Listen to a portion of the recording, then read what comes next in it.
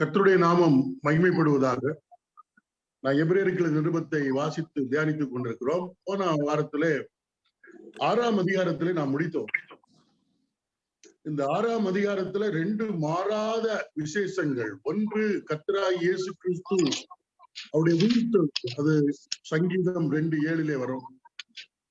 அப்புறம் அவர் மெல்கிசேதேக்கின் முறைமையின்படி என்றென்றைக்கும் ஆசாரியராய் இருக்கிறார் என்ற ஆணை. 110ஆம் சங்கீதம். இந்த ரெண்டும், உயிர்த்தெழுதலும் கிறிஸ்து பிதாவினுடைய வலது பக்கத்தில் வீற்றிருப்பதும் நமக்கு பெரியது ஒரு தைரியம். எதற்கென்றால் தேவ சமூகத்தில் கிட்டி சேருவதற்கு. வேத புத்தகத்துல பழைய ஏற்பாட்டுல நியாயப்பிரமாணத்தின்படி ஏற்படுத்தப்பட்ட ஆரோனுடைய ஆசாரியத்துவ முறை இருக்கிறது. ஆரோனுடைய ஆசாரியத்துவ முறை அது நியாயப்பிரமாணத்தின் அடிப்படையிலே ஏற்படுத்தப்பட்ட ஒன்று.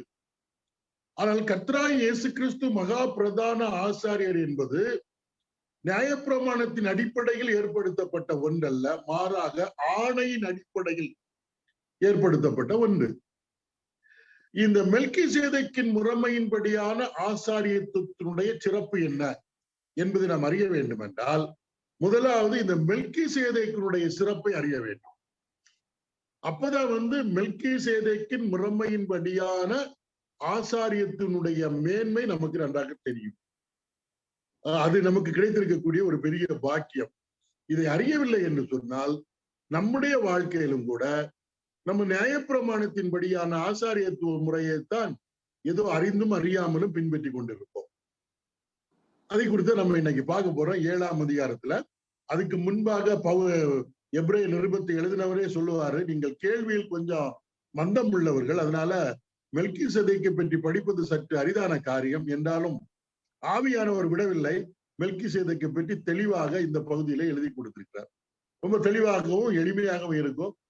தம்பி வினோ ஜபித்தது போல நம்முடைய திராணி என்ன என்பது கர்த்தருக்கு தெரியும். நம்முடைய திராணிக்கு தக்கதாக பேசக்கூடியவர் கர்த்தர். ஆகவே நாம் புரிந்து கொள்ளக்கூடிய நிலைமையில கர்த்தராகிய இயேசு கிறிஸ்து நம்மோடு கூட இடைபடுவார். ஆவியானவர் நமக்கு விளங்க பண்ணுவார். 6ஆம் அதிகாரம் 20வது வசனத்திலிருந்து முதலால் வாசிக்கிறேன்.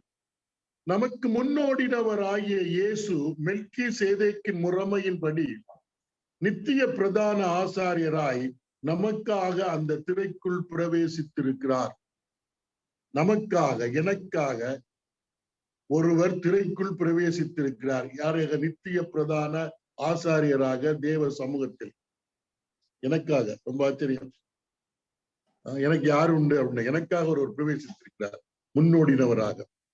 அப்ப 7ஆம் அதிகாரத்துல முதல் 3 வசனங்கள்ல இந்த மெல்கிசேதேக்கு யார் என்பதை குறித்து ஒரு சின்ன 3 வசனம் சொல்லப்பட்டிருக்கிறது. பழைய ஏற்பாட்டில் உள்ள ஒரு பகுதி. அதை நம்ம முதல்ல படிக்கலாம். மெல்கிசேதேக்கு என்பதை மறந்து விடாது. 1வது வசனம். இந்த மெல்கிசேதேக்கு சாலோமின் ராஜாவும் உன்னதமான தேவனுடைய ஆசாரியனுமாயிருந்தான். ராஜாக்களை முறியடித்து வந்த ஆபிரகாமுக்கு இவன் எதிர்கொண்டு போய் அவனை ஆசீர்வதித்தான். இவனுக்கு ஆபிரகாம் எல்லாவற்றிலும் தசம பாகம் கொடுத்தான். இவனுடைய முதற் பேராகிய மெல்கிசேதேக்கு என்பதற்கு நீதியின் ராஜா என்றும், பின்பு சாலேமின் ராஜா என்பதற்கு சமாதானத்தின் ராஜா என்றும் அர்த்தமாம். இவன் தகப்பனும் தாயும் வம்ச வரலாறும் இல்லாதவர்கள்.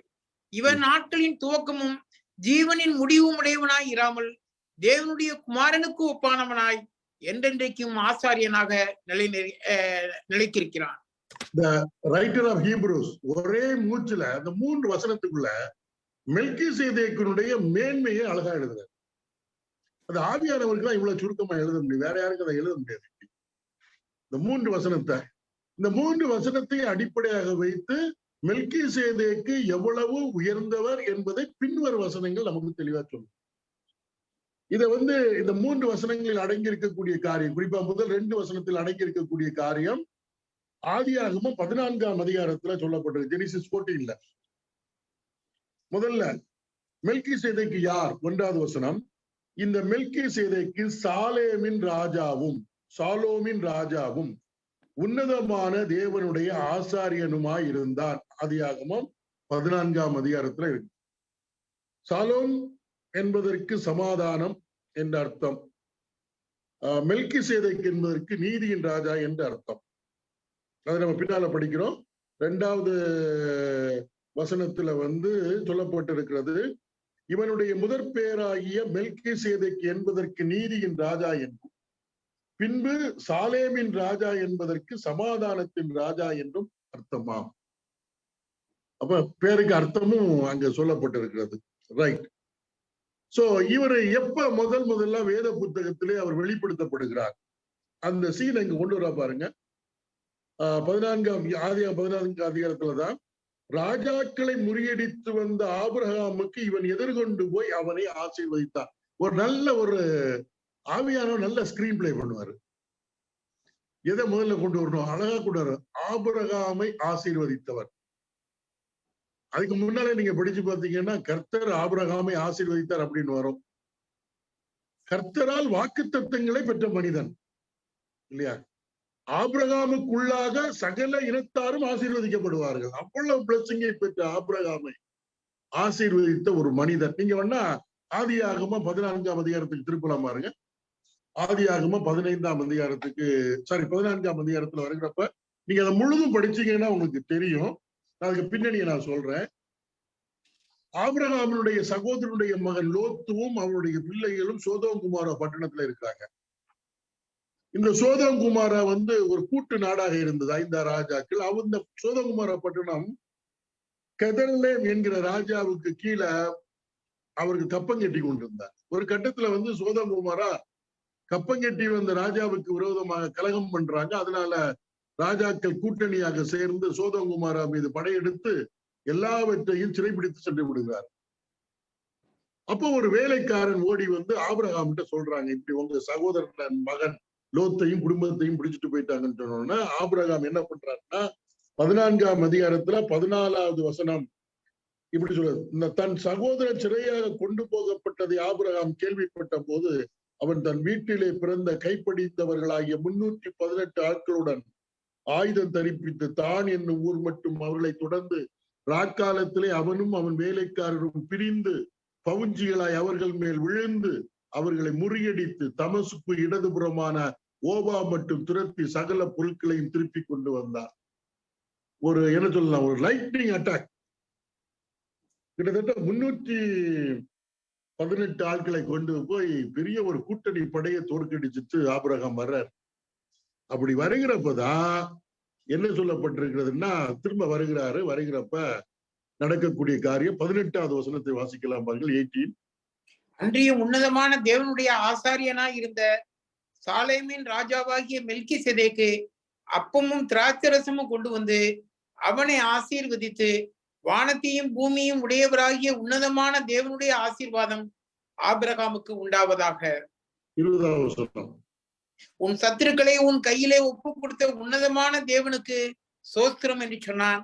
இவனுக்கு ஆபிரகாம் எல்லாவற்றிலும் தசமபாகம் கொடுத்தான். எல்லாவற்றிலும் தசமபாகம் கொடுத்தான்.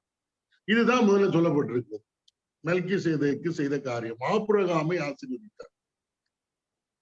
அப்ப இங்க பாக்குறப்ப வந்து சில காரியங்கள் சொல்ல, இதை மனதில வைத்துக் கொள்ள, இதை மனதில வைத்தா நம்ம இப்ப எபிரேயர் படிக்கணும். 2வது வசனத்துல சொல்ல 7:2 இவனுக்கு ஆபிரகாம் எல்லாவற்றிலும் தசமபாகம் கொடுத்தான். அப்படி பேருடைய அர்த்தம் சொல்லப்பட்டிருக்கு. 3வது வசனத்துல திடீரென்று மெல்கிசேதேக்கு ஆதி ஆகமத்துல வெளிப்படுகிறார். ஆபிரகாமை சந்திக்கிறார், அவனை ஆசீர்வதிக்கிறார். வானத்தையும் பூமியும் உடையவரான possessor of heaven and earth அந்த தேவன் உன்னை ஆசீர்வதிக்கிறார் என்று சொல்லுகிறார். அவங்க அப்பா யாரு, அம்மா யாரு, அவர் எப்ப பிறந்தாரு, எப்ப இறந்தாரு என்பதெல்லாம் சொல்லப்படவில்லை. அது எதற்கு மாதிரி அப்படின்னு கேட்டா 3வது வசனம், இவன் தகப்பனும் தாயும் வம்ச வரலாறும் இல்லாதவன், இவன் நாட்களின் துவக்கமும் ஜீவனின் முடிவும் உடையவனாய் இராமல் தேவனுடைய குமாரனுக்கு ஒப்பானவனாய் என்றென்றைக்கும் ஆசாரியனாக நிலைத்திருக்கிறான். ஒரு ஆச்சரியம், தகப்பன் தாயும் கிடையாது, எப்ப பிறந்த நாளும் கிடையாது, இறந்த நாளும் கிடையாது, பைபிள்ல சொல்லப்படவில்லை. அப்ப இந்த இது அதாவது தகப்பன் தாய் இல்லாதவன், வம்ச வரலாறு இல்லாதவன், பிறந்த நாள் துவக்க நாளும் கிடையாது, முடிவு நாளும் கிடையாது. இது வந்து தேவனுடைய குமாரனுக்கு மட்டுமே இது உண்டு. அதனால தேவனுடைய குமாரனுக்கு ஒப்பானவனாயின்னு போடப்பட்டிருக்கு. பைபிள்ல நீங்க இப்ப யோவான் சுவிசேஷத்தை படிச்சு பாத்தீங்கன்னா யோவான் சுவிசேஷம் 20ஆம் அதிகாரத்துல யோவான் சுவிசேஷம் எதற்காக எழுதி கொடுக்கப்பட்டது என்ற நோக்கம் இருக்கிறது பாருங்கள். யோவான் சுவிசேஷம் 20ஆம் அதிகாரத்துல கடைசி 2 வசனங்கள்ல யோவான் சுவிசேஷத்தினுடைய நோக்கம் என்ன அப்படின்னு சொல்றப்ப அது ஆவியானவர் எப்படி எழுதி வைத்திருக்காரு பாருங்கள். யோவான் 20ஆம் அதிகாரம் 30, 31, 30 and 31. இந்த புஸ்தகத்தில் எழுதியிராத வேறு அநேக அற்புதங்களையும் இயேசு தமது சீசருக்கு முன்பாக செய்தார். இயேசு தேவனுடைய குமாரனாகிய கிறிஸ்து என்று நீங்கள் விசுவாசிக்கும்படியாகவும் விசுவாசித்து அவருடைய நாமத்தினாலே நித்திய ஜீவனை அடையும்படியாகவும் இவைகள் எழுதப்பட்டிருக்கிறது. இயேசுவை தேவனுடைய குமாரனாகிய கிறிஸ்து என்று விசுவாசிக்க வேண்டும். அப்ப தேவகுமாரனுக்கு வம்ச வரலாறுலாம் இருக்கக்கூடாது. வம்ச வரலாறு இருக்கக்கூடாது. எப்ப பிறந்தாருன்னு இருக்கக்கூடாது, எப்ப இறந்தாருன்னு இருக்கக்கூடாது. இந்த 2 இருக்கக்கூடாது. அதனாலதான் யோவான் சுவிசேஷத்தை நீங்க படிச்சு பாத்தீங்கன்னா இயேசு கிறிஸ்துடைய பிறப்பை நீங்கள் படிக்கவே முடியாது. ஆதியிலே வார்த்தை இருந்தது, அந்த வார்த்தை தேவனிடம் இருந்தது, அது தேவனாய் இருந்தது, அவர் ஆதியிலே தேவனோடு இருந்தார், அவர் மூலமாய் சகலம் உண்டானது, உண்டாயினது ஒன்றும் அவராலே அல்லாமல் உண்டாகவில்லை அப்படின்னு பிறப்புக்கு அப்பாற்பட்ட காரியத்தை சொல்லப்பட்டிருக்கு. ஏன்னா அவர் தேவகுமாரன். தேவகுமாரனுக்கு அம்மா அப்பா இதெல்லாம் போய் சொல்லிட்டு இருந்தாங்கன்னா தேவகுமாரனுடைய தன்மை அங்க இருக்காது. யோவான் சுவிசேஷத்துல மரியாளை குறித்தோ யோசேப்பை குறித்தோ நீங்கள் யோசேப்பு அப்பா மரியாள் அம்மா அதெல்லாம் பார்க்க முடியாது. தேவகுமாரன் ஆதியிலே வார்த்தை இருந்தது, இதை நம்ம பார்க்க முடியும். அப்போ வம்ச வரலாறு இல்லாதவர் தேவகுமாரன். தெய்வத்துக்கு இது வம்ச வரலாறு. ஆனா இன்னைக்கு துரதிர்ஷ்டம் அப்படி என்னன்னா இயேசு கிறிஸ்து மரியாள் மூலமாக மரியாளுடைய வயிற்றில் வந்து பிறந்ததுனால ரோமன் கத்தோலிக்கர்கள் மரியாளை தேவ மாதா ஆக்கி விட்டார்கள். தேவ மாதா ஒருத்தர் கேட்டார், அவங்க தேவ மாதான்னு சொல்றாங்க. அப்ப ஒரு பிதா அது வேறக்காரர், அவங்க தேவ மாதா அப்படின்னு சொல்றாங்க. அப்போ ஒருத்தர் கேட்டாரு, மரியாள் தேவ மாதாவாக இருந்தால் தேவ மாதாவை பெற்றவர்கள் எப்படி இருப்பாங்க? அதோட பெருசா இருக்குமே. சும்மா மனுஷ கற்பனை. வம்ச வரலாறு இல்லாதவர். ஏன்னா தேவகுமாரன், தெய்வத்துக்கு வம்ச வரலாறு கிடையாது. தேவகுமாரன் மனிதனாக வந்த வேளையில ஒரு குடும்பத்திலே பிறக்க வேண்டும், அதற்காக ஒரு வம்சம் அவசியம். அதற்கு கர்த்தர் தெரிந்து கொண்ட சந்ததி தாவீதினுடைய சந்ததி, அவ்வளவுதான். மாம்சத்தின்படி தாவீதின் சந்ததியில் பிறந்தவர், அதோடு நிறுத்திக் கொள்ள வேண்டும். அவர் எப்பவுமே மனுஷ கண்ணோட்டத்தோடு பார்த்து மனுஷீகமாக பேச ஆரம்பித்தால் தேவத்துவத்தினுடைய தேவகுமாரன் என்பதை மறந்து தெய்வம் என்பதை நிறைய புரிந்து கொள்ள மாட்டாங்க. அப்ப மெல்கிசேதேக்கு வம்ச வரலாறு கிடையாது, தாய் தகப்பன் கிடையாது, துவக்க நாளும் முடிவு நாளும் இல்லாதவர், என்றென்றைக்கும் ஆசாரியராக இருக்கிறார். அது எதுனா தேவகுமாரனுக்கு ஒப்பானவர் என்று சொல்லப்பட்டிருக்கிறது. சோ அதான் நம்ம மனசுல எப்பவும் வச்சிருக்கோம் மெல்கிசேதேக். அப்ப இதை விளக்குற இந்த 3 வசனத்தை வச்சுட்டு அடுத்தது விளக்கம் கொடுக்கிறார் பாருங்க. இப்ப எபிரேய நிருபத்தை எழுதினவர் சொல்றாரு, 4வது வசனம், இந்த மெல்கிசேதேக்கு எவ்வளவு பெரியவர் படிச்சு பாருங்க. இவன் எவ்வளவு பெரியவனாய் இருக்கிறான் பாருங்கள். அப்ப மெல்கிசேதேக்கு எவ்வளவு பெரியவர், அதான் நம்ம சிந்திக்க போறோம். How great he is, எவ்வளவு பெரியவர். அது உண்மை ஒன்னா சொல்றார், எவ்வளவு பெரியவர். ஆபிரகாமோடு அவர் ஒப்பிடுகிறாங்க, ஆவியாளர் ஒப்பிடுறாரு. ஒப்பிட்டு ஆபிரகாமை விட எவ்வளவு பெரியவர். முதல்ல அவர் எவ்வளவு பெரியவர் என்பதை எதன் மூலமாக சொல்றார் அப்படின்னா 4வது வசனத்தினுடைய அடுத்த பகுதியை படிங்க. கோத்திர தலைவனாகிய ஆபிரகாம் முதலாய் கொள்ளையிடப்பட்ட பொருள்களில் இவனுக்கு தசம பாகம் கொடுத்தான். முதல்ல எவ்வளவு பெரியவர் என்றால் கோத்திர தலைவனாகிய ஆபிரகாம். இப்ப ஜனங்களுடைய வம்ச காரியங்கள் எல்லாம் பார்க்கலாம் பாருங்க. ஆபிரகாமோடு ஒரு லிங்க் இருக்கும், ஆபிரகாமோடு ஒரு லிங்க் இருக்கும். அவருக்கு 12 கோத்திரங்கள் பின்னால வந்து அதுக்கு அவருக்கு தலைவர் மட்டும் இல்ல. நீங்க இந்த வம்ச அட்டவணைகள் மனித இனத்தினுடைய வரலாறை எல்லாம் நீங்க ஆபிரகாமுக்கு முன்பாக படித்து பார்த்தால் ஆபிரகாமுடைய மகன் ஈசாக்கு, அது நம்ம கிறிஸ்து வந்த வம்ச வரலாறு, கோத்திர பிதாக்கள். அப்புறம் ஆபிரகாம் வந்து கேத்தூராளி என்கிற ஒரு பெண்ணை திருமணம் பண்ணி அவங்களுக்கு ஒரு பிள்ளைகள் இருக்கிறாங்க, நிறைய பிள்ளைகள். அப்புறம் வந்து நம்ம அடிமை பெண்ணாகிய ஆகார் மூலமாக பிறந்த இஸ்மவேல். நீங்க எல்லாம் பாத்தீங்கன்னா ஆபிரகாம் ஒரு லிங்க் இருப்பார், தொடர்பு இருக்கும். அதனால அவர் கோத்திரங்களின் பிதா. குறிப்பாக 12 கோத்திரத்தினுடைய பிதா. ஏன்னா அதை கிறிஸ்து வருகிறார். அவர் எவ்வளவு பெரியவர்.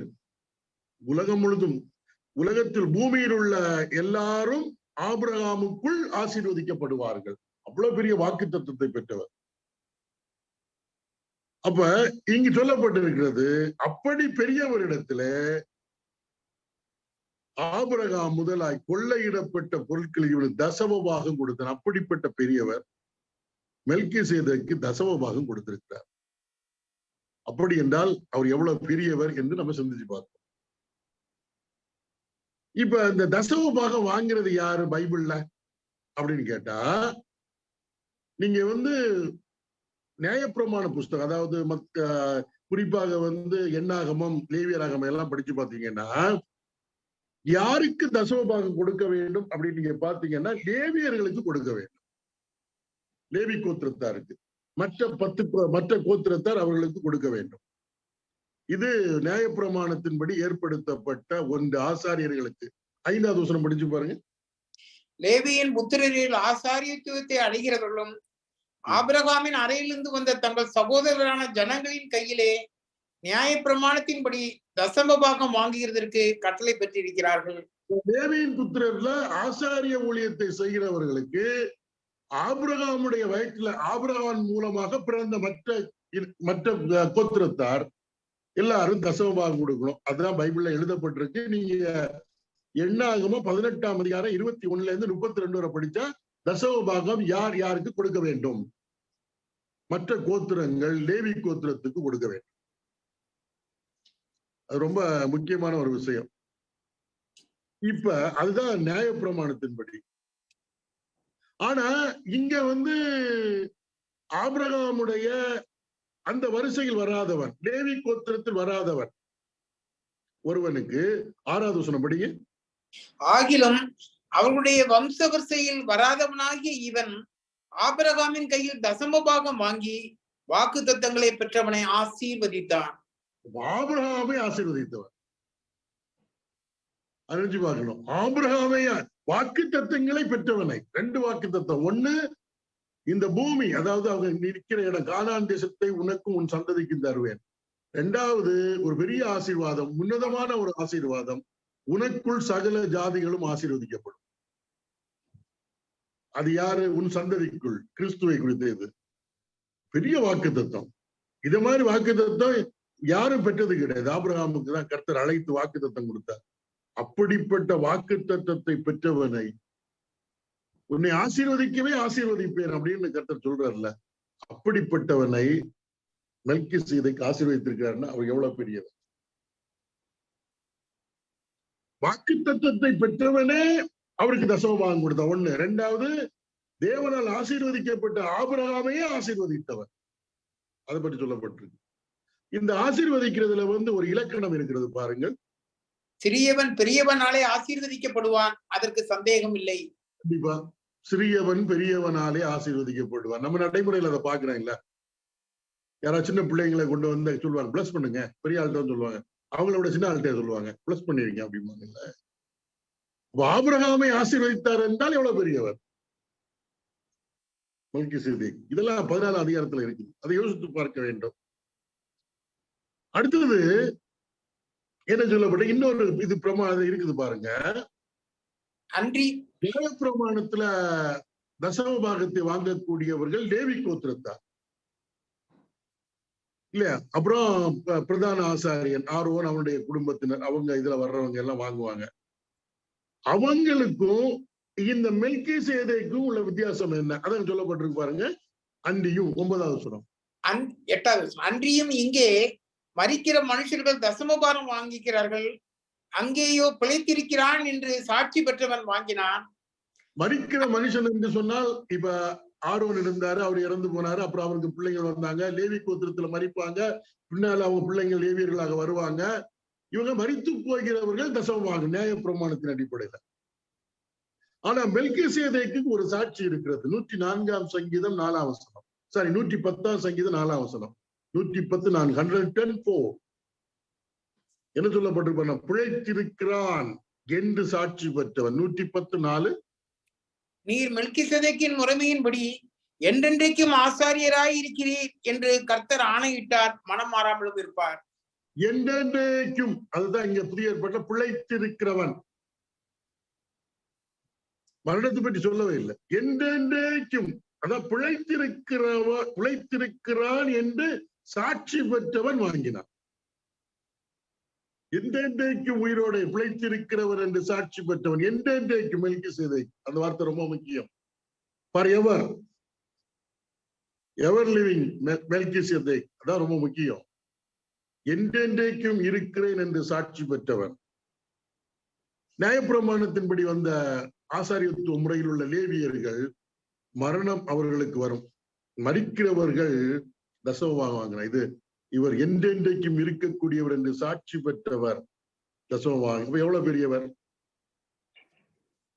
இப்ப ஒரு உலகத்தில் நடக்கக்கூடிய ஒரு காரியம், ஆபிரகாம் மெல்கிசேதேக்குக்கு தசமபாகம் கொடுத்தார். இது எப்படி சொல்லப்பட்டிருக்குன்னா, 10வது வசனம் படிச்சு பாருங்க, 9வது வசனம். அன்றியும் மெல்கிசேதேக்குக்கு ஆபிரகாம் எதிர்கொண்டு போன போது லேவியானவன் தன் தகப்பனுடைய அறையில் இருந்தபடியால் தசமபாகம் வாங்குகிற அவனும் ஆபிரகாமின் மூலமாய் தசமபாகம் கொடுத்தான் என்று சொல்லலாம். இது ஒரு வழக்கு சொல். இப்ப உதாரணத்துக்கு நம்ம ஒரு பெரிய ஆலயம், சபை கூடி வருவதற்கு ஒரு பெரிய ஹால் கட்டி கொடுக்குறோம்னு வைங்களேன். எங்க அப்பா தாத்தா கட்டி கொடுத்தான்னு வைங்களேன், பெருசா கட்டி கொடுத்துருக்கிறார். தாத்தா கட்டி கொடுத்துட்டு இறந்து போயிட்டார். ஆனா அடுத்த தலைமுறை, நான் 3வது தலைமுறை போய் சொல்றேன். அப்ப சொல்லுவாங்க, இந்த கட்டடம் யாருக்கு நீங்க கட்டுறதுடான்னு சொல்லுவாங்க. நான் அப்ப தாத்தா கொடுத்தமே நான் இல்லவே இல்லை. ஆனா சொல்லுவாங்க, இது உங்களுடைய இதுப்பா அப்படிமா. எப்படின்னா, உங்க தாத்தா தான் இதை டொனேட் பண்ணாரு. நானும் சொல்லுவேன், இது நாங்க கட்டி கொடுத்தோம்னு சொல்லுவேன். ஆனா நான் அப்ப பிறக்கவே இல்லை. ஆனா என்னுடைய தாத்தாவினுடைய மடிக்குள்ளாக நான் இருந்தேன். சொல்லுவாங்க இல்ல, நம்ம அப்பா, நம்முடைய மூதாதையர்கள் செய்த காரியத்தை, நல்ல காரியத்தை, இது நாங்க செய்தோம்னு நம்ம கிளைம் பண்றோம். நாங்க தான் செய்தோம். ஊரார் சொல்லுவாங்க, இது உங்களுடைய, நீங்க செய்தது. அப்ப ஆபிரகாம் தசமபாகம் கொடுத்தான் என்றால், பல ஆண்டுகளுக்கு பிறகு ஆபிரகாம், ஈசாக்கு, யாக்கோபனுடைய 12 பிள்ளைகள்ல ஒருவன் லேவி கோத்திரத்தார் தான் தசமபாகம் வாங்க வேண்டும். அந்த தசமபாகம் வாங்க லேவி கோத்திரத்தாரே மெல்கிசேதேக்குக்கு தசமபாகம் கொடுத்தார்கள் என்று அர்த்தம். எங்க அப்பா கொடுத்த காணிக்கையினாலே கட்டப்பட்ட ஒன்றை நான் கட்டினேன் என்று சொல்லுவது தப்பு ஒண்ணும் கிடையாது. யாரும் தப்பா நினைக்க மாட்டாது. எங்களுக்கு நாங்க தான் கட்டணும் சொல்ல தப்பெல்லாம் கிடையாது. அப்ப நான் பிறக்காமலே இருந்திருக்கலாம். அதைத்தான் இங்க சொல்றாரு. சொல்லலாம் இல்லவான்னு பாருங்க. அன்றியும் மெல்கிசேதேக்குக்கு ஆபிரகாமுக்கு எதிர்கொண்டு போன போது லேவியானவன் தன் தகப்பனுடைய அறையில் இருந்தபடியால், இன்னும் பிறக்கல, அங்க உள்ள இருக்கிறார். அது கர்த்தருக்கு மட்டும் தான் தெரியும் யாரெல்லாம் ஆபிரகாமுக்கு பின்னால சந்ததியா பிறக்க போறாங்கன்னு. ஈசாக்கு பிறக்கிறது, ஈசாக்கு எடுத்து யாக்கோபு பிறக்கிறது, யாக்கோபுக்கு அடுத்து 12 பிள்ளைகள் பிறக்கிறது. எல்லாம் ஒரு காரியத்தின் துவக்கத்தை, முடிவை துவக்கத்திலே அறியக்கூடியவர் அவர்தான் கர்த்தர். அதை வச்சுட்டு அவர் சொல்றாரு, ஆபிரகாம் தசமபாகம் கொடுத்தா தசமபாகம் வாங்கக்கூடிய லேவியின் கொடுத்தான் என்று அர்த்தம் சொல்லலாம். அது ஒரு இது. அப்ப தசமபாகம் வாங்கினவங்களே கொடுத்திருக்காங்க. அப்ப அவர் எவ்வளவு பெரியவர். அடுத்தது 11வது வசனத்துல, அல்லாமலும் இஸ்ரவேல் ஜனங்கள் லேவி கோத்திர ஆசாரிய முறைமைக்கு உட்பட்டிருந்த அல்லவோ நியாயப்பிரமாணத்தை பெற்றார்கள். அந்த ஆசாரிய முறைமையினாலே பூரணப்படுதல் உண்டாயிருக்குமானால் ஆரோனுடைய முறைமையின்படி அழைக்கப்படாமல் மெல்கிசேதேக்கினுடைய முறைமையின்படி அழைக்கப்பட்ட வேறொரு ஆசாரியர் எழும்ப வேண்டுவது என்ன? நீங்க யாத்திராகமம், லேவியராகமம், எண்ணாகமம், உபாகமம் படிக்கிறப்ப இஸ்ரவேலுடைய 12 கோத்திரத்தை படிக்கிறோம். குறிப்பாக லேவியராகமத்துல நம்ம லேவிய ஆசாரியத்துவ முறையை பற்றி படிக்கிறோம். நிறைய எழுதி வச்சிருக்கு. அப்படி எழுதி வைத்து வருகிறப்படியில கொஞ்ச நாட்கள் கடந்து போகுது. ஆவியானவர் என்ன செய்கிறாருன்னா, திடீரென்று தாவீதுக்குள்ள ஒரு பாட்டை கொடுத்து 110ஆம் சங்கீதத்தை எழுத வைக்கிறார். அப்படி எழுத வைக்கிறப்ப இதுவரையிலும் நியாயப்பிரமாணத்தின் முறையிலான ஆசாரியத்துவ முறை இருக்கிறது. அது என்ன முறை? லேவி கோத்திரத்து ஆசாரியத்துவ முறை. திடீரென்று இன்னொரு புதிய ஒரு ஆசாரியரை அறிமுகப்படுத்துகிறார். நீர் மெல்கிசேதேக்கின் முறைமையின்படி என்றென்றைக்கும் ஆசாரியராய் இருக்கிறீர். அப்ப திடீர்னு ஏன் அறிமுகப்படுத்த வேண்டும் என்பதற்கு கேள்வி பதில் தான் இந்த வசனம். ஏனென்றால் நியாய பிரமாணத்தின்படி ஏற்படுத்தப்பட்ட ஆசாரியத்துவ முறையில் குறை இருக்கிறது. அது பூரணமானது கிடையாது. அப்ப குறை உள்ளது அப்படின்னு சொன்னா, குறை உள்ளதாக இருப்பதனால ஒரு புதிய முறை, அதை விட பெட்டர் ஒண்ணு தேவை. அதான் இங்க சொல்லப்படும். பூரணப்படுத்தல் உண்டா இருக்குமானால் ஆரோனுடைய முறைமையின்படி அழைக்கப்படாமல் மெல்கிசேதேக்குடைய முறைமையின்படி அழைக்கப்பட்ட வேறொரு ஆசாரியம் எழும்ப வேண்டியது என்ன? ஏன் எழும்பும்? இப்ப ஏற்கனவே ஒண்ணு பெர்ஃபெக்டான ஒண்ணு இருக்குது, அதுக்கு இன்னொரு பெர்ஃபெக்டான ஒண்ணு இருக்கிறப்ப இன்னொன்னு தேவையில்லை. ஏதாவது ஒரு குறைவு இருக்கிறப்பதான் இது குறைவானதாக இருக்கிறது, அதனால இது நமக்கு வேண்டாம், இதை விட பூரணமான ஒன்றை ஏற்படுத்துவோம் என்று நான் திட்டம் போடுவோம். நம்ம அது வழக்கத்துல நம்ம பார்க்கக்கூடிய காரியம்தான்.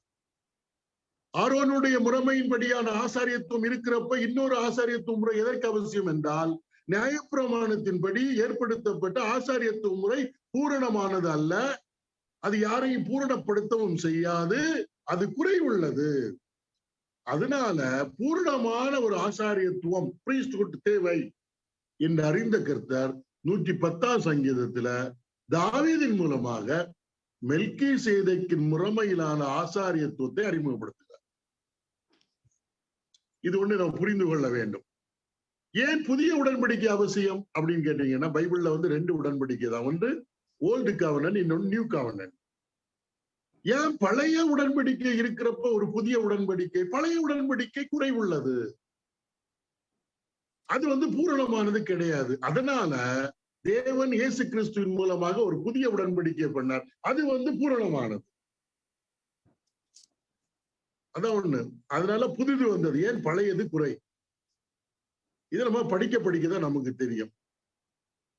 எதுக்கு புதிய மெல்கிசேதேக்கின் முறைமை அப்படின்னா, பழையது குறைவுள்ளதா இருக்கிறது, அது பெர்ஃபெக்ட் ஆனது கிடையாது, அது கொடுத்த நோக்கம் வேற. இந்த பழையதை வைத்து மேன்மையான புதிது ஒன்று நமக்கு அப்பதான் தெரியும் எவ்வளவு மேன்மையானது. அதான் மெல்கிசேதேக்கின் முறைமையின்படியான ஆசாரியத்துவம் எதற்கு தேவை என்றால், ஆரோனுடைய ஆசாரியத்துவ முறை பூரணம் அல்ல, அது குறைவுள்ளது.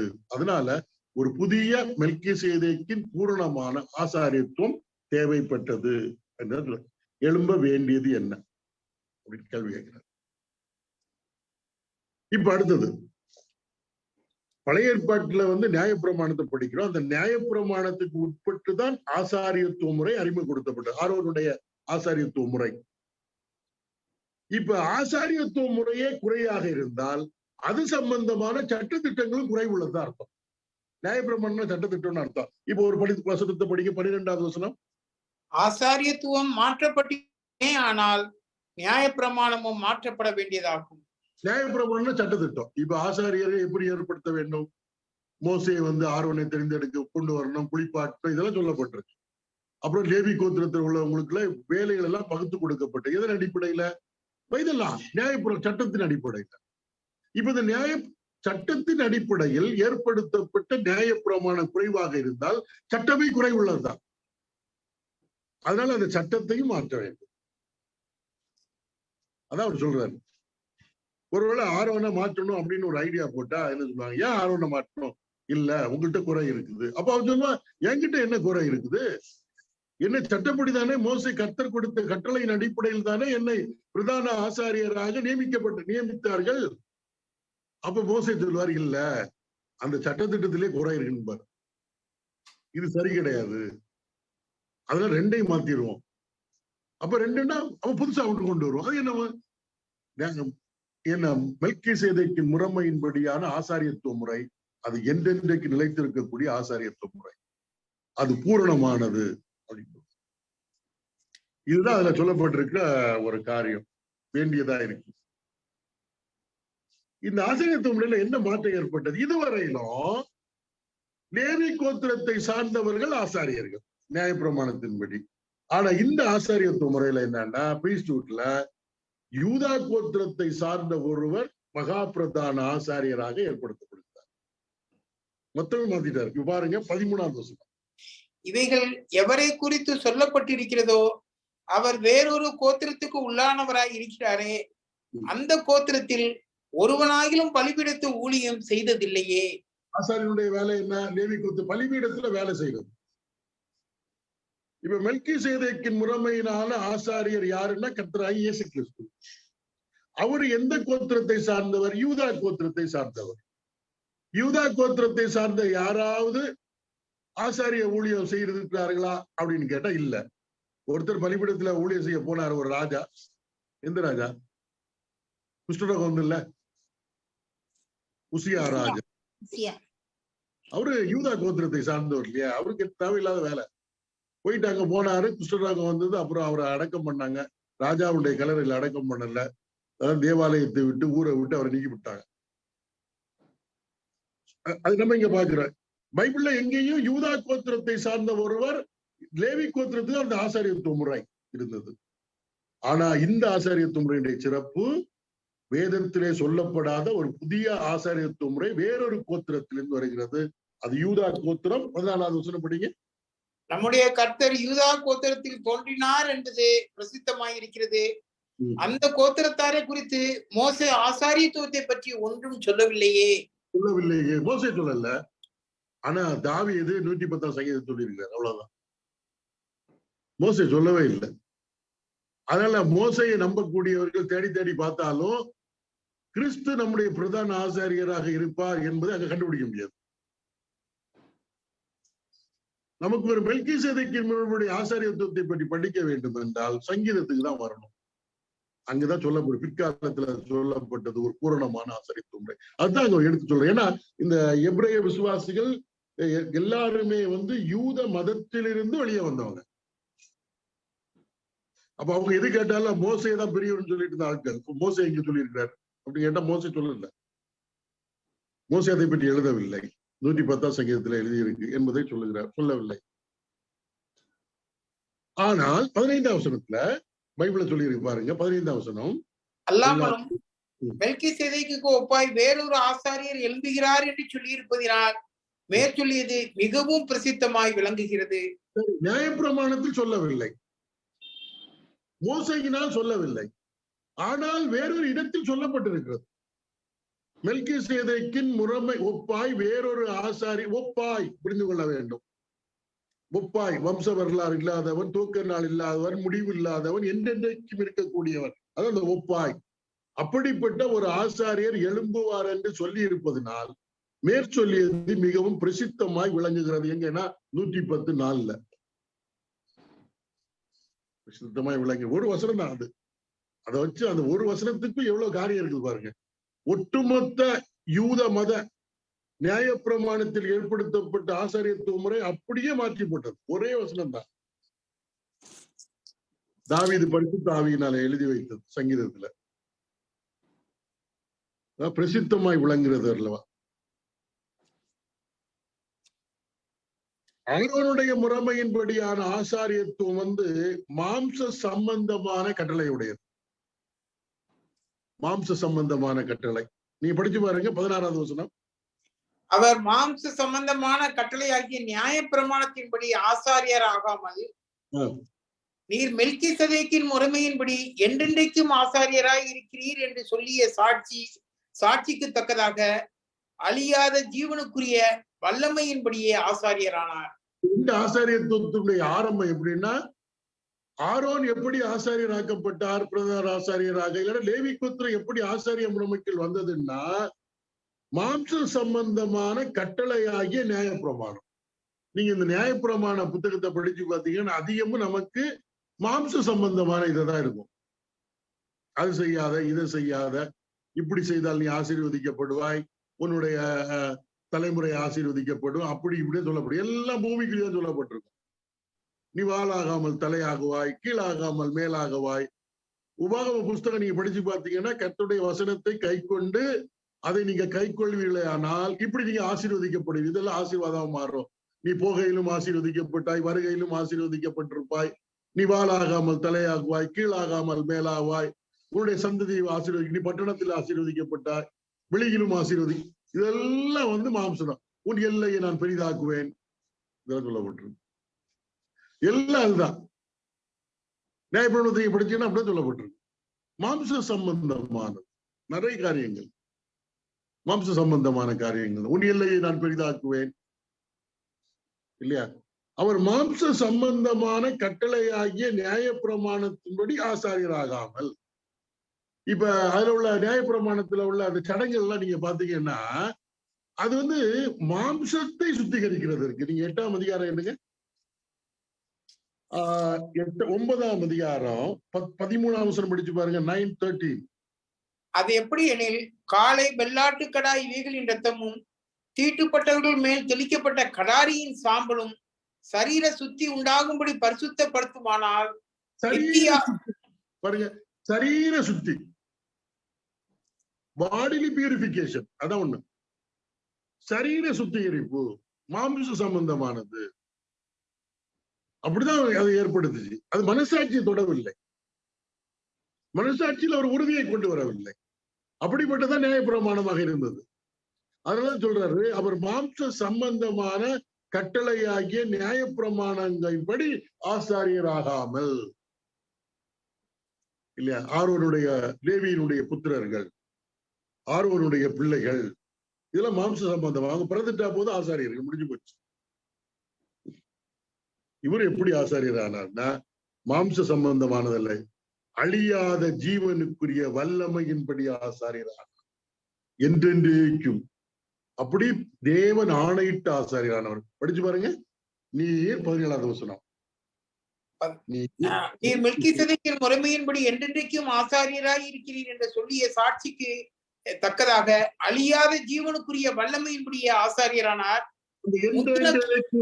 என்றென்றைக்கும், அதுதான் அந்த அழியாத ஜீவனுக்குரிய வல்லமையின்படியான ஆசை. ஃபாரெவர், என்றென்றைக்கு அவர் இருக்கிறார்.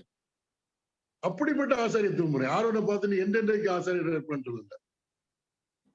ஆரோன் ஆசாரியர், பிரதான ஆசாரியர் தான் கொஞ்ச நாள்ல அப்புறம் இறந்து போனாரு இல்லையா? ஒரு மலையில போனா அங்க போய் இறந்து போயிட்டாரு, முடிஞ்சு போச்சு. அடுத்து எலையாசர் வந்தார், அவரும் இறந்து போயிட்டாரு. இப்படி ஒருத்தர் வந்துட்டு எல்லாருமே இறந்து போயிட்டார். ஆரோனை பார்த்து நீ என்றென்றைக்கும் பிரதான ஆசாரியர் அப்படின்னு சொல்லல. மெல்கிசேதேக்கை பார்த்து நீர் என்றென்றைக்கும் ஆசாரியராயிருக்கிறீர்.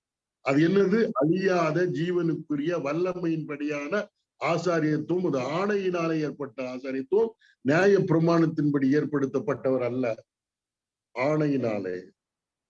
இதை நம்ம கொஞ்சம் உள்வாங்கி படிக்கிற போது என்னுடைய சிறப்பு தெரியும், இல்லைன்னு தெரியாது என்பதை நம்ம இங்க பாக்குறோம். இப்ப நம்ம பார்க்கலாம் பாருங்க, நியாயப்பிரமாணத்தின் முறைமையின்படியான ஆசாரியத்துவம் எப்படிப்பட்டதான் பாருங்க. 18ஆவது வசனம். முந்தின கட்டளை பலவீனம் உள்ளதும் பயனற்றதுமாய் இருந்தது நிமித்தம் மாற்றப்பட்டது. பலவீனமானது என்ன கட்டளை? நீங்க பாத்தீங்கன்னா ஆரோன் என்ன பண்ணாரு தெரியுமா? ஜனங்களுக்காக அவர் பலி செலுத்தணும். முதல்ல தனக்காக அவர் பலி செலுத்த வேண்டிய தன்னுடைய பலவீனத்திற்காக, தன்னுடைய குறைக்காக, தன்னுடைய பாவத்திற்காக அவர் பலி செலுத்த வேண்டும். ஏனென்றால் அவர் மனிதனில் இருந்து தேர்ந்தெடுக்கப்பட்டவர். ஜனங்களுக்கு என்ன பலவீனம் இருக்கிறதோ அதெல்லாம் ஆரோனுக்கு உண்டு. அதனால பலவீனமானவர்கள் பிரதான ஆசாரியர்களாக ஏற்படுத்தப்பட்டார்கள். அதான் சொல்லப்பட்ட முந்தினது கட்டளை பலவீனம் உள்ளதும் பயனற்றதுமாய் இருந்த நிமித்தம் பயனற்றது, அது பிரயோஜனமே கிடையாது. வருடந்தோறும் பலி செலுத்த வேண்டியதாக இருந்தது. இப்படிப்பட்ட காரியங்கள் அது மனசாட்சியை ஒன்றும் தொடவில்லை, சுத்தப்படுத்தவில்லை. ஆனா நடந்துட்டு இருந்தது. பலவீனம் உள்ளது. நீங்க ஒரு வசனத்தை படிக்கலாம் பாருங்க. இந்த 27:28 படிங்க. நியாயப்பிரமாணமானது பலவீனம் உள்ள மனுஷர்களை பிரதான ஆசாரியராக ஏற்படுத்துகிறது. சரியா? நியாயப்பிரமாணத்திற்கு பின்பு உண்டான ஆணையோடு விளங்கிய வசனமோ என்றென்றைக்கும் பூரணரான குமாரனை ஏற்படுத்துகிறது. பலவீனம் உள்ளவர்களை பிரதான ஆசாரியராக ஏற்படுத்துகிறது நியாயப்பிரமாணம்.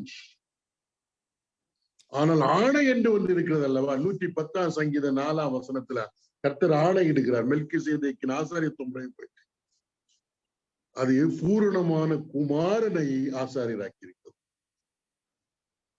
எந்த பலவீனமும் கிடையாது. ஏன்னா அதுல முக்கியமான ஒரு வார்த்தை. இதை வந்து கம்பேர் பண்ணி அந்த ஒப்பிட்டு பார்த்து நம்ம சொல்றப்பதான் கிறிஸ்து நம்முடைய பிரதான ஆசாரியர், அவருடைய ஆசாரியத்துவ முறையின் சிறப்பு, அதனால எனக்கு கிடைத்திருக்கக்கூடிய பிளெஸிங், ஆசீர்வாதங்கள், பிரிவிலேஜஸ் என்னெல்லாம் எனக்கு ரொம்ப ஆச்சரியமா இருக்கு. அதான் நியாயப்பிரமாணமானது சொல்லப்பட்டிருக்கிறது இல்லையா, முந்தின கட்டளை பலவீனம் உள்ளதும் பயனற்றதுமா நிமித்தம் மாற்றப்பட்டது. 19வது வசனம் verse 19. நியாயப்பிரமாணமானது ஒன்றையும் பூரணப்படுத்தவில்லை. நான் ஒரு பலி செலுத்துறேன், பாவம் செய்து விட்டேன், பலி செலுத்துறேன், அடுத்த வருஷம் பலி செலுத்துறேன், என்னுடைய மனசாட்சி பூரணப்படுத்தவில்லை. நியாயப்பிரமாணத்தின்படிதான் நான் பலி செலுத்தினேன், ஆரோன்ட்டு தான் நான் கொண்டு போனேன், ஆசாரியத்து முறையின்படிதான் கீழ்ப்படிந்தான் நான் பலி செலுத்தினேன், கர்த்தர் சொன்ன வார்த்தையின் தான் செய்தேன். ஆனா எனக்கு மனசாட்சியிலே ஒரு பூரணப்படுத்தல் உண்டா? கர்த்தர் என்னுடைய பாவத்தை மன்னித்து விட்டார், இனி நான் பலி செலுத்த வேண்டிய அவசியம் இல்லை என்கிற அந்த நிச்சயம் எனக்கு வரவில்லையே. ஒவ்வொரு தடவையும் அந்த பாவ அட்டோன்மெண்ட் டேன்னு சொல்லுவாங்க, பாவ நிவாரண நாள், அதுக்கு எனக்கென்று ஒரு ஆட்டை நான் வைத்துதானே வைத்திருக்கிறேன். எப்பவும் அதை பூரணப்படுத்தவில்லை. அதான் சொல்லப்படும், நியாய பிரமாணமானது ஒன்றையும் பூரணப்படுத்தவில்லை, அதிக நன்மையான நம்பிக்கையை வருவிப்பதோ பூரணப்படுத்துகிறது. அதிக நன்மையான நம்பிக்கையை வருவிப்பதோ பூரணப்படுத்துகிறது. அது என்ன நம்பிக்கை? அந்த நம்பிக்கையினாலே தேவனிடத்தில் என்ன செய்கிறோம்? சேருகிறோம். அதுதான் பெரிய நம்பிக்கை. நான் என்ன செய்வேன், பழைய ஏற்பாட்டுல நான் உதாரணத்துக்கு ஒரு யூதன், நான் பழைய ஏற்பாட்டுல என்னுடைய பலியை கொண்டு கொடுக்கிறேன், கைய வைக்கிறேன், ஆசாரியர்கள் என் சார்பாக செலுத்துகிறார்கள், நான் வீட்டுக்கு வந்துடுவேன், அவ்வளவுதான். ரத்தத்தை கொண்டு பிரதான ஆசிரியர் உள்ள போவார், நான் போக முடியாது. ஆனா இப்ப அப்படி கிடையாது. மெல்கிசேதேக்கின் முறைமையின்படியாக கிறிஸ்து நம்முடைய மகா பிரதான ஆசாரியர் இருப்பதனாலே நானே தேவனிடத்தில் போய் விடுகிறேன் என்பதுதான் ரொம்ப ஆச்சரியமா இருக்கிறது. நானே போய் விடுகிறேன். அதிக நம்பிக்கை. எனக்கு யாரும் ஏஜென்டே தேவை கிடையாது, ஏஜென்டே தேவை கிடையாது. யாரு எனக்கு முன்னால மிடில் மேன் தேவை கிடையாது. யோபு புலம்புகிறார்ல, எனக்கும் கர்த்தருக்கு இடையே யார் நடுவாக வந்து எங்க வழக்கை தீர்த்து வைப்பார்? தேவை கிடையாது. மத்தியஸ்தர் யார்? மனுஷன் தேவையில்லை, எனக்கு கர்த்தர் இருக்கிறார். நம்பிக்கை என்னது? தேவனிடத்தில் சேருகிறோம். நம்முடைய அதாவது கிறிஸ்தவ வாழ்க்கையினுடைய அந்த நம்பிக்கை என்னன்னா, தேவனிடத்தில் சேரக்கூடிய பாக்கியம் எனக்கு கிடைத்திருக்கிறது. இதுதான் பெரிய நம்பிக்கை. இந்த உலகத்துல பெரிய இதெல்லாம் அதெல்லாம் கிடையாது. தேவனிடத்தில் சேர்கிற பாக்கியம். மனுஷன் அதுக்குதானே என்னை முயற்சி பண்ணிட்டு இருக்கான். வடக்கு ஓடுறான், தெற்கு ஓடுறான், கிழக்கு ஓடுறான், பணம் செலவு பண்றான், தான தர்மம் பண்றான், எப்படியாவது தேவனிடத்தில் சேர வேண்டும், தேவனிடத்தில் சேர வேண்டும். அப்படிதான் அதுக்குதானே முயற்சி பண்ணிட்டு இருக்கான். அப்ப பூரணமானது நம்மை தேவனிடத்திலே சேர்க்கிறது சொல்லப்படும். நியாய பிரமாணமானது ஒன்றையும் பூரணப்படுத்தவில்லை, அதிக நன்மையான நம்பிக்கையை வருவிப்பதோ பூரணப்படுத்துகிறது. அந்த நம்பிக்கையினாலே தேவனிடத்தில் என்ன செய்கிறோம்? சேர்க்கிறோம். இதான் ஒரு பெரிய பாக்கியம். சேர்ற தேவனிடத்துல சேர்ற பாக்கியம் எனக்கு கிடைத்திருக்கிறது, உங்களுக்கு கிடைத்திருக்கிறது. இதையா நம்ம விட்டு கொடுக்கணும்? சேரக்கூடிய ஸ்லாக்கியம், privilege of having access unto the Lord. போலாம். அது நம்ம அடுத்தது 9ஆம் அதிகாரத்தை தெளிவா படிக்கலாம், எப்படி நம்ம அந்த பாக்கியம் கிடைச்சது. இப்ப பழைய ஏற்பாட்டுல மோசேயினுடைய நியாயப்பிரமாணத்தின் அடிப்படையில ஆரோனுடைய ஆசாரியத்துவ முறை வந்தது அல்லவா? அவர்கள் 20வது வசனத்துல படித்து முடித்து விடலாம். அன்றியும் அவர்கள் ஆணை இல்லாமல் ஆசாரியர் ஆக்கப்படுகிறார்கள். இவரோ, நீர் மெல்கிசேதேக்கின் முறைமையின்படி என்றென்றைக்கும் ஆசாரியராய் இருக்கிறீர் என்று கர்த்தர் ஆணையிட்டார், மனம் மாறாமலும் இருப்பார் என்று தம்முடனே சொன்னவராலே ஆணையோட ஆசாரியர் ஆனார். அதாவது ஆணையினுடைய சிறப்பு. ஆணை, கர்த்தர் ஆணையிட்டால் மனம் மாற மாட்டார். மோசையினுடைய நியாயப்பிரமாணத்தின் அடிப்படையில அவர்கள் எப்படி ஆசாரியர்கள் ஆனார்கள்னா, ஆரோன் ஆசாரியர் ஆக்கப்பட்டு அதுக்கப்புறம் அவங்க பிள்ளைங்க, லேவி கோத்திரத்தார் ஆசாரிய ஊழியம் செய்தார்கள், அப்புறம் அவருடைய பிள்ளைகள், அவ்வளவுதான். விசேஷித்த ஒண்ணு இது கிடையாது. ஒரு ஆணை என்று ஒன்று வேதத்தில் அவர்களுக்கு கொடுக்கப்படவில்லை. ஆனால் மெல்கிசேதேக்கின் முறைமை என்பது ஆணையினாலே உண்டானது. ஆணை, அதாவது ஆணையிட்டால் அதை மாற்றவே கூடாது. ஆணையிட்டதை மாற்றினால் ஆணையிட்டவன் சாக வேண்டும், ஆணையிட்டவன் சாக வேண்டும். இப்ப அதான் சொல்லப்பட்டிருக்கிறது, நீர் மெல்கிசேதேக்கின் முறைமையின்படி என்றென்றைக்கும் ஆசாரியராய் இருக்கிறீர் என்று கர்த்தர் ஆணையிட்டார். ஆணையிட்ட பிறகு மனம் மாறக்கூடாது. மனம் மாறாமலும் இருப்பார் என்று தம்முடனே சொன்னவராலே ஆணையோட ஆசாரியரானார் என்று சொல்லப்பட்டிருக்கிறது. இத முதலாவது 6ஆம் அதிகாரம் 19வது வசனம் படிங்க. 6:19. அந்த நம்பிக்கை நமக்கு நிலையும் உறுதியும் திரைக்குள்ளாக போகிறதுமான ஆத்தும நங்கூரமாய் இருக்கிறது. இன்னொரு வசனம் படிக்கலாம் பாருங்க. இந்த ஆணையிடுதல் 110ஆம் சங்கீதம் 4ஆம் வசனம் படிச்சு பாருங்க. அந்த ஆணை இருக்கு பாருங்க. நீர் மெல்கிசேதேக்கின் முறைமையின்படி என்றென்றைக்கும் ஆசாரியராய் இருக்கிறீர் என்று கர்த்தர் ஆணையிட்டார், மனம் மாறாமலும் இருப்பார். பாருங்க, ஆபிரகாமுக்கு கர்த்தர் ஆணையிட்டார். 6ஆம் அதிகாரத்துல பாருங்க 14வது வசனம், சாரி 13 படிங்க. 14. ஆபிரகாமுக்கு தேவன் வாக்குத்தத்தம் பண்ணின போது ஆணையிடும்படி தம்மிலும் பெரியவர் ஒருவரும் இல்லாதபடியினாலே தமது பேரிலே தானே ஆணையிட்டு, நிச்சயமாக நான் உன்னை ஆசீர்வதித்து உன்னை பெருக பண்ணுவேன் என்றார். ஆணையிட்டே கொடுத்துட்டாருங்க. அதனால ஆபிரகாமுடைய சந்ததி தவறுனாலும் கர்த்தர் ஆணையில தவற மாட்டார். அவர்கள் தான் சொன்னதை நிறைவேறி ஆணையிட்டு கொடுத்திருக்கிறார். தனக்கு பேர்ல ஆணையிட்டார். ஏன்னா அவருக்கு மேல ஒருத்தரும் கிடையாது. அதனால நான் உன்னை ஆசீர்வதிப்பேன்னார். வேற யாருக்கும் பேர்லயும் சொல்லல, ஆணையிட்டு சேர்ந்தார்கள். ஆனா மோசேயின் நியாயப்பிரமாணத்தின்படி ஆசாரியர்களாக வந்தவர்கள் ஆணையினாலே வந்தவர்கள் அல்ல. அவர்கள் வந்தவர்கள் ஆணை இல்லாமல் வந்தவர்கள், பாரம்பரியமா வந்தவர்கள். ஆனா மெல்கிசேதேக்கின் முறைமையினாலே ஏற்படுத்தப்பட்ட ஆசாரியத்துவம், அதாவது நம்முடைய கர்த்தராகிய இயேசு கிறிஸ்து ஆணையினாலே ஆசாரியர். அந்த ஆணையினுடைய நிச்சயம் என்றென்றைக்கும் நீர் ஆசாரியராயிருக்க. அதான் அதனுடைய ஆணையோட ஆசாரியரானார். ரொம்ப ஆச்சரியமான ஒரு காரியம், ஆணையினாலே ஆசாரியரானார். அதனால இந்த ஆரோனுடைய நியாயப்பிரமாணத்தின்படி ஏற்படுத்தப்பட்ட ஆரோனுடைய ஆசாரியத்துவ முறைக்கும் மெல்கிசேதேக்கின் ஆசாரியத்துவ முறைக்கும் உள்ள வேறுபாடு. இரண்டாவது, மெல்கிசேதேக் என்பவன் எவ்வளவு பெரியவர், அது அறிந்தால்தான் மெல்கிசேதேக்கின் முறைமையின்படியான நம்முடைய மகா பிரதான ஆசாரியர் எவ்வளவு பெரியவர். அது மிகச் சிறப்பு என்ன அப்படின்னா, அவர் என்றென்றைக்கும் ஆசாரியராக இருக்கிறார். மரணத்தின் மூலமாக மாற்றப்படாத ஆசாரியர். என்றென்றைக்கும் நாம் மறிக்கலாம், ஆனால் ஆசாரியர் மறிக்க, பிரதான ஆசாரியர் மறிக்க மாட்டார். எவ்வளவு பெரியவர் என்பதை பாருங்க. ஏன்னா இந்த யூதத்திலிருந்து வந்த கிறிஸ்தவர்கள், அவருடைய மனசு அந்த நியாயப்பிரமாண முறைமையின்படியான ஆசாரியத்துக்கு நிறைய ஆடம்பரம் அதுல இருக்கும். போறவ இல்ல, நம்முடைய மகா பிரதான ஆசாரியர் கர்த்தராகிய இயேசு கிறிஸ்து அவர் மெல்கிசேதேக்கின் முறைமையின்படியான ஆசாரியர், ஆணையினாலே ஆசாரியராக்கப்பட்டவர். அவர் என்றென்றைக்கும் ஆசாரியராக இருக்கிறார். தேவகுமாரன் என்பதை மறந்து விடக்கூடாது. அவர் ஆசாரியராக இருப்பதனாலே, உன்னதமான தேவனுடைய ஆசாரியர், பிரதான ஆசாரியராக இருப்பதனாலே நாம் எப்பொழுதும் தேவனிடத்தில் கிட்டி சேரக்கூடிய பாக்கியம் நமக்கு கிடைத்திருக்கிறது. மனிதனிடத்தில் நாம் எந்த ஆசாரியத்துவத்தை தேட வேண்டிய அவசியம் இல்லை. எனக்காக யார் பிதாவிடத்துல ஒருவர் நமக்கு இருக்கிறார் என்பதுதான் அதை சொல்லிட்டு வர்றாரு. சோ தொடர்ந்து இதை நம்ம உணர நாம் கர்த்தரிடத்திலே சேரக்கூடிய, எப்பொழுதும் சேருவதற்கு ஆயத்தமாயிரும். எப்பவும் போலாம். அப்பதான் இதை உணர்ந்தால்தான் புதிய ஏற்பாட்டுல இடைவிடாமல் ஜெபம் பண்ணுங்க, விழித்திருந்து ஜெபம் பண்ணுங்கள், எப்பொழுதும் ஜெபம் பண்ணுங்கள். இதெல்லாம் எப்படி வேணும்னா இதை உணர்ந்ததான் முடியும். இல்லைன்னா நம்ம ஒவ்வொரு முறை ஜெபம் பண்றதுக்கு ஒரு அறை வேண்டும், ஒரு இடம், என்னது ஒரு ஒரு விசேஷித்த நேரம் வேணும் அப்படிதான் நினைச்சிட்டு இருப்போம். என்றென்றைக்கும் ஒரு மகாபிரதான ஆசை நமக்காக இருக்கிறார். அதனால எப்போ விட்டு போலாம். தொடர்ந்து கர்த்தர் நம்மோடு கூட பேசுவாரா, கர்த்தர் சித்தமான அடுத்த வாரம் நம்ம சந்திப்போம்.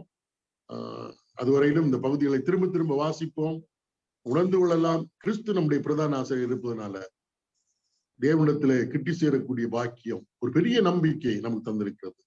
அதுதான் நம்முடைய நம்பிக்கை. கர்த்தர் அப்படிப்பட்ட நிலைமையை நடத்துவாராக. ஆமென். எங்களை கிருபையா நேசிக்கிற அன்பின் பிதாவே, இந்த அருமையான வேலைக்காக ஸ்தோத்திரம். பூமியில் இருந்து உம்முடைய வசனத்தை நாங்கள் படிக்கிறோம். தெய்வீக காரியத்தை நாங்கள் விளங்கும்படியாக எங்களுடைய தாய்மொழியிலே நீ எழுதி வைத்திருப்பதற்காக ஸ்தோத்திரம்.